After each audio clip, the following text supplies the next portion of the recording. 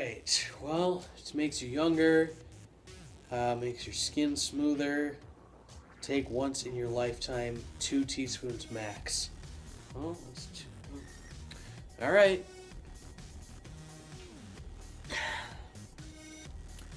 Whoa, it actually worked! Well, I wasn't expecting that. So last week we talked about Microsoft and Apple, the 80s and 90s, and if you missed that video, you can click right here in that link right there. There. That will take you to that video now.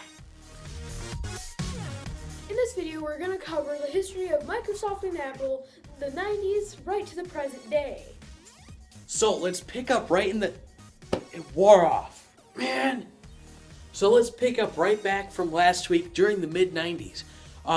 Microsoft released their most successful version of Windows to date, Windows 95. And around this time, actually a little bit later, Steve Jobs was brought back into Apple and placed back in as the CEO when Apple bought his company that he created in 1985 called Next Step Computing. So when Apple bought Next Computing, they were probably about 3 months away from failing.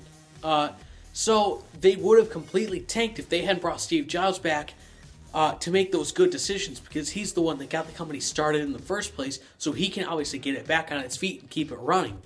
But an investment from a very important and unlikely person for this company to be investing, an investment from this person is what really saved Apple. This person is Bill Gates. In 1987, Bill Gates invested a huge amount of money in Apple and saved them and gave them the financial backing they needed to get back on track. And I know what you're thinking. Why would Bill Gates invest in Apple? Why would he give them money? Well, Bill Gates and Steve Jobs were actually really good friends. A lot of people don't know that, but they were pretty close friends. So that's why, because they've worked with each other and they are friends. They were friends. Speaking of Bill Gates, around this time, Windows 98 was in development and then it was released in 1998. It offered more stability over Windows 95 and it brought even more users to Windows from Mac. And at this point, we're looking at huge differences where Windows is way popular and Mac is not really at all. It's incredibly rare at this point to see people with Mac. It's so many people own Windows. With the release of Windows 98 in 1998, that they just kept growing and growing and growing. 2 years later, Microsoft released Windows 2000, which had a lot of new features, and it brought even more people over. So about 2 years before the release of Windows 2000, in like 1998, 1999-ish, Apple was developing a new version of Mac OS called Mac OS 10. And that's what they still make today, so it's obviously very successful. OS 10 was based off of something. It was based off of Steve Jobs' Next computer. It was based off of them. That's where they got the dock from. And they merged a lot of other ideas from Next OS into Mac OS 10. OS 10 had a brand new interface that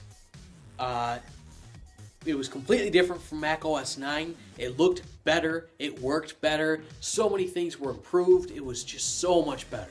And to this day, Apple still manufactures versions of OS 10, and it's been named after big cats up until last year.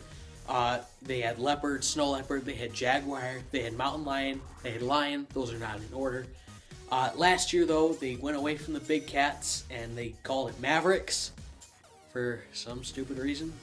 So OS 10 was released in 2001, the first version of it, and the same year, Windows XP was released, and it brought colors. It was more colorful. If you can look between Windows 2000 and Windows XP, Windows XP is way more colorful. The green start button, the blue taskbar, all the colors. It had a completely new interface. It was much more visually appealing.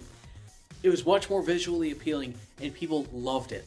Then 5 years later, they released Windows Vista, and while it wasn't very stable and there were a lot of issues with it, like compatibility issues and the hardware requirements were too high, it was very nice if you could run it properly and if it ran properly on your computer. And it did look a lot nicer with transparency effects. They had adjustments, like they had a larger close button, like it was longer. They changed the start button to just be the Windows logo. it just had a nicer looking interface and more modern looking. Windows 7 further advanced the look, but it was basically just a more stable version of Windows Vista. For the first time, the entire taskbar could be pinned with programs instead of just a small part called the Quick Launch Bar that had been in place since 1998 and went on through Windows Vista. And Windows 7 eliminated that because at this point, the entire taskbar is like a Quick Launch Bar. You can pin programs. Now we get into 2012 with Windows 8. I'm sure everybody knows about Windows 8 because of the controversy. Windows 8 is the most redesigned version of Windows since Windows 95. But I say ever. It's the most redesigned version ever. By far. It brought in a brand new Metro user interface. Not sure if they still call it that, but it had a new start screen with live tiles. Tiles that update live. It give you information right there. Weather, your Facebook friends, all this stuff just updates instantly. And it's very, very nice. Windows 8 is my favorite. Oh, yeah. So the change between Windows 3.1 and Windows 95 is Windows 95 brought the taskbar and a start menu, and it had a new look. The difference between Windows 7 and Windows 8, Windows 8 got rid of the start button and start menu. It replaced it with a start screen.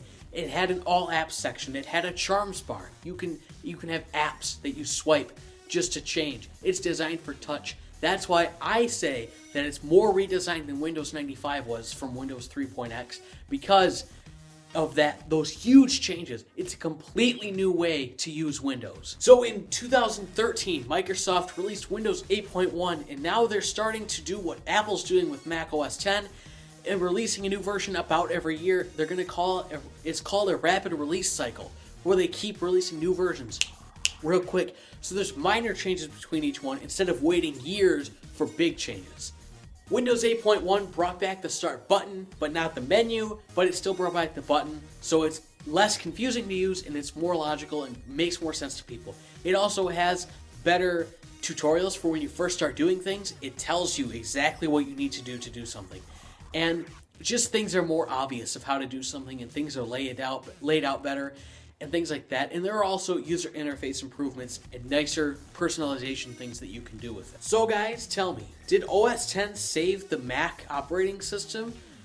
If it hadn't been designed the way it was, if it hadn't done everything it did over OS 9, would Mac still exist today? Let me know with a comment below. So guys, that's the whole series. Thank you guys for those who watched it. Next week I will be having a different video, so no more history stuff. If you have any questions, let me know down in the comment section. And I will see you guys next Sunday.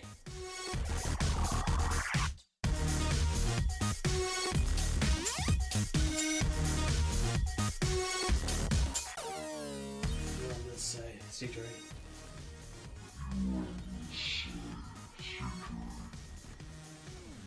Now, if you missed that video, keep watching. That doesn't make any sense.